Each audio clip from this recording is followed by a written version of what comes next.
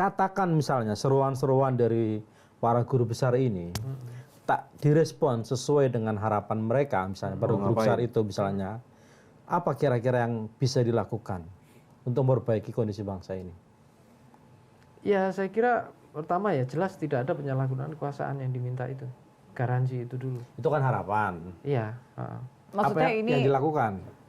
Yang dilakukan ya misalnya contoh tadi. Itu kan berapa kali Perlu bikin seruan jilid 1, seruan jilid 2, seruan jilid 3. Atau meningkatkan dosis misalnya. Dosisnya itu seperti apa kira-kira?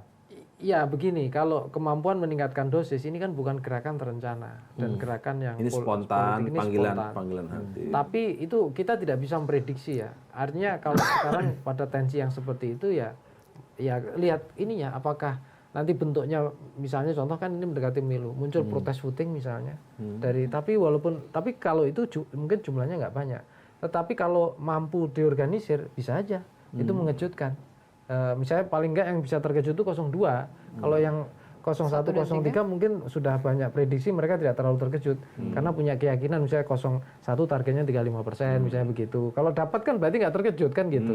03 misalnya. Tapi kalau 02 banyak data survei terakhir bilang 50, sekian tiba-tiba anjlok, nah itu kan terkejut kan gitu. Dan itu Anda boleh mengatakan bisa jadi itu dampak dari gerakan moral itu. Iya bisa jadi. Kemudian dia mengeksekusi dan mengekspresikan pemahamannya soal pesan-pesan guru besar itu di TPS gitu kira-kira.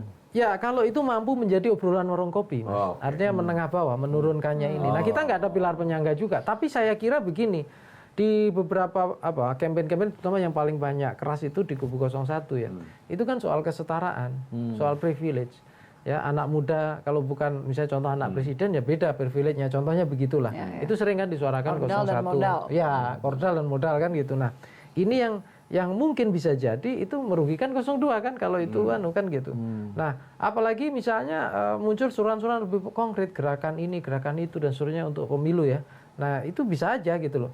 Tapi balik lagi, guru besar ini saya kira tidak akan masuk ke Bicara elektoral. Iya gitu loh. Yang disuarakan tetap concern di isu itu.